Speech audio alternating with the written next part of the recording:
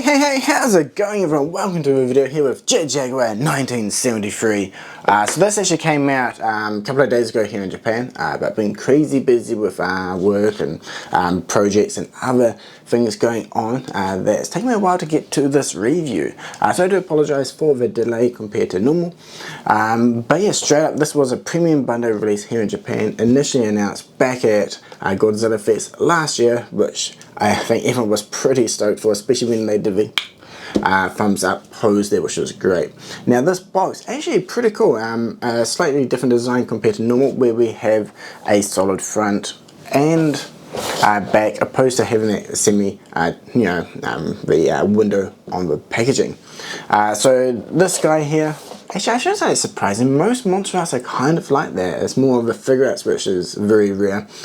But I think it's just because this figure is so similar to a figure arts compared to the usual Godzilla release. Kind of throw me off a little bit there. Also rocking their badass 70th anniversary Godzilla logo, which is cool as well. So he comes with not too much, pretty slim, but he does come with a little bit mini version. And we do have some replacement, or not a replacement, alternative antenna parts on this figure, which is pretty cool. But yeah, let me just pop him out of the box so we can actually see what he actually does come with. So we have Jaguar down in the center, and he comes with 2 additional pairs of hand, so the kind of loose gripping one, the flat hands, and then the third additional right hand, which is the thumbs up. We then also have a little wee mini version, the replacement visor piece, which is cool, and then we get the different antenna parts. On the base head, the antenna are down flat, then they pop up and you can switch out to these parts. Then over the side here we also have a medium length, then a long length antenna, which will go on the top. So you can pop those parts out, and to make it easier we do have this little rod attachment that you can use to get in there and help pop the different parts out for changing. So yeah, pretty basic, straightforward. No, it's cool, we do give the options there, so you can have the antenna down flat or up. Now I will preface this saying I still haven't gotten around to watching the movie. It is high on my to watch list. I've been hoping they would all come back to Netflix here in Japan, so it's easier for me to watch. I keep kind of bouncing around different services, so it's kind of a bit hard to get them all tracked down, and when they pop up on TV I do try and catch them, but this one I haven't caught lately. Hopefully it will be on TV soon at least, so I can check it out. Definitely looking forward to seeing it, because I know it is a fan favourite. Okay, so as he swings around here, I've got that thumbs up pose going on. Definitely really cool, and one thing that is really nice to see is all the different colouring on this one, from the red, the yellow, the blue and the silver, with the paint on there. So I think that's one thing to be a bit careful of, since it is painted on plastic. It would definitely be a little bit easier to scratch opposed to your normal Godzilla figure. So if you haven't collected too many other figures besides the base kind of Godzilla ones, that is something to be a little bit more careful of. But one thing that is really cool to see is the texture on the belt logo. So it isn't just straight plastic, and then again the colour separation from the paint job for the shoes, the blue, the silver, and then on the legs, red to the silver, is definitely crisp and clean, and all the nice detailing, like the rivets up around the back of the helmet, along with the sculpting for the neck design and the back centre, or the spine areas. So all of the detailing in this figure is definitely looking nice, and it really does look like it is a old 70s style suit, if you know what I mean. Like, it kind of looks like it's that kind of soft, foamy, rubbery look to it, which is cool. Jumping straight into the articulation. Now, while this guy is similar to figure arts, he definitely doesn't have the articulation of one. Head movement forward is very limited. He can at least look up by a few millimetres, which is good. The swivel on it is fine. He can move around okay in that way. A little bit of tilt left and right as well. So that part's okay. I mean, I guess it is due to the neck design, which will hinder going forward since his chin does hit. Now for the shoulder joint here, overall pretty nice. Due to the kind of chunky design, it does hit a little bit, but we can lift the joint up and down, which will help with the motion. And there is a very, very small butterfly joint. It does come out slightly, definitely nowhere near enough to cross the arms, but you know what, I think it does kind of match what the original suit would have been like, where it would have been kind of clunky and hard to move. But if you kind of combine it in with the elbow joints, you know, you can just touch his fist without too much of an issue. Now we do get the upper bicep swivel here, just above the elbow joint, which is kind of hidden away, which is pretty cool. And then the top, I guess, rubber joint here will pop out and move, which is good to allow for extra motion. So I was really wondering how they would do this design and joint. I didn't think it would have that much range, so I'm pleasantly surprised by the elbow so far, which is good. Now coming into the wrist, a standard giant peg there, which is quite good. Nice and easy, pop the hands on and off. If you have a figure, you should be pretty familiar with this design, but the motion is nice overall. Now moving into the torso area, going back, definitely a few mil there, which is nice. Forward is more in the lower section, whereas that top part will kind of hit. There's maybe about a mil there, but not much. But overall, at least we do get a few mil forward, even if it is on the lower section. But yeah, going back, definitely a lot nicer. We get the left and right swivel a little bit, which is good. You can kind of swivel all the way around if needed. The inner part is slightly smaller, which is good, so it does allow for the extra range. I was a little bit worried there, since it is quite a narrow oval for his waist. Now coming into the hips and legs, one thing to point out, you can drop the leg down a little bit lower if needed, which helps, so we can kind of spread the legs out. Surprisingly not too bad. Obviously if you do pull it down, you will get quite a big gap there, but you can just slot it back up when you're ready to put into a standing pose. Now swing his leg up, drop the leg down, and then you can lift his leg about 90 degrees roughly. Going back, not bad. Further you swing out, it will follow the curvature of his I guess butt region and then it'll spread out, so a little bit odd there, but you can play with it, and depending on the angle, it won't look too bad.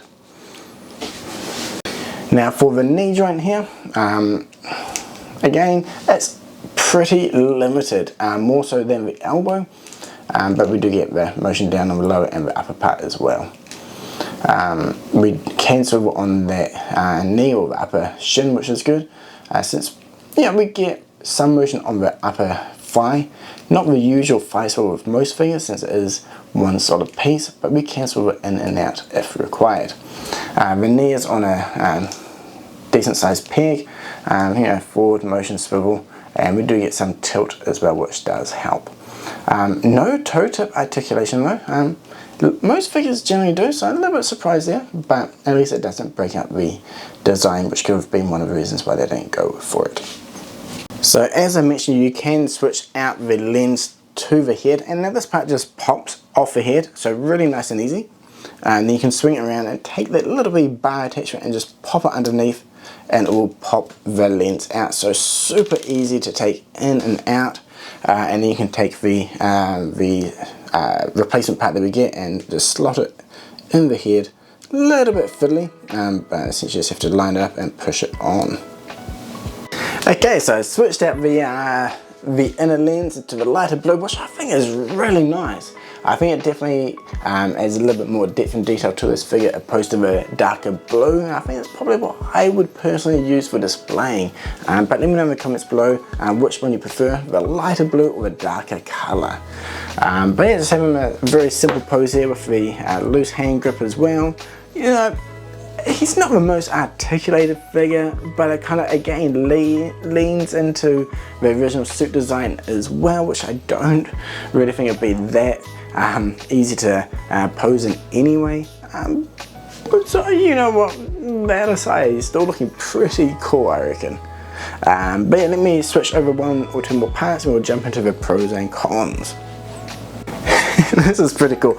So I've got him up on the stand. I've switched out the antennas. So a little bit fiddly for the side ones, so do be careful there. The top part wasn't too bad. If you don't have nails, maybe get a tweezer, but overall pretty straightforward to pop in and out. It looks pretty cool. Switched out the hands to the flat palm ones, and now he's doing his flying pose there, which is cool. I do have additional light down here just to kind of highlight the colouring. I love the metallic finish on this figure, and those blue eyes definitely look really cool. So yeah, overall, definitely digging a little bit of accessories. even if they are a little bit fiddly to switch on and off. We didn't get a close look before, but we do have the itty bitty tiny Jet Jaguar here, who is unpainted. You know, it's kind of cool that we have these little wee items, you know, something similar came with the Jet Jaguar from Godzilla SP, and I think even Godzilla SP came with a mini one. Anyway, we have had a couple before. I don't know, they're cool. I personally don't really use them though, but I have seen others that have painted, like Figure Mania show had some painted up and used for photos, which was really cool. So it can be a fun accessory, but not really for everyone. I definitely feel like this could be fun for a lot of photos, especially with some really cool dynamic lighting that highlights or shows off his you know, silvery metallic finish with those nice kind of flat red, yellow and blues. Jumping straight into the pros and cons for this release, and yeah, while we do that, I do have V72 Jaguar and Godzilla here as well. It would be cool if we get a 73 Godzilla to match in along with Meguro. I know a lot of people are asking for those releases as well. It'll be really sweet to round out the whole 73 lineup. However, we do at least have Jet Jaguar here, and you know what, overall he met my expectations. I didn't have high expectations for this figure from the initial you know, images to see him at Tamashii Nations. I kind of expected him to be very limited in terms of articulation, and he definitely is a little bit more fiddly in some parts, and he does kind of have more of an older design in terms of the articulated Tamashii figures. However, it does lend itself really well to the suit design, and it does kind of have that real retro aesthetic to it, both from a toy standpoint, obviously modern and updated, but it definitely has a more retro feel to it. And that matches in really well with the suit from 73, I reckon. So despite the limitations in articulation, you can still strike some cool poses, and you can do iconic shots as well from, you know, kind of, you know, obviously a thumbs up as he is now, to the flying pose. You can switch out the antennas, which is awesome. You can switch out the lens, so I still have the light blue one on, because I think it looks really cool. I mean, you get the little bit guy, so you know, you do get a few bits here and there and a nice selection of hands. I mean, definitely more than what you get with a normal Godzilla with MonsterArts release, right? So that is nice, and he looks really cool with the other figures and scales in well. So yeah, you know, the color separation, the yellow, blue, red are definitely lovely colors. The silver finish is nice. So I think all of that outweighs the more basic limited articulation design for this figure. Now, maybe if we got a version of the recent video from last year and the second part coming this year, maybe if we got a highly articulated version of that one, that'd be really cool. But you know, for now, I think from the 73 one, I think this one does the job. Yeah, probably not my favorite from all the MonsterArts lines, but I don't have a real strong attachment to this character compared to other people. So if you really do love Jet Jaguar, especially the 73 version, I think you'll definitely really enjoy this release. But let me know in the comments below what you think so far. Did he live up to your expectations? If he did or didn't, why? What would you like to see him done differently?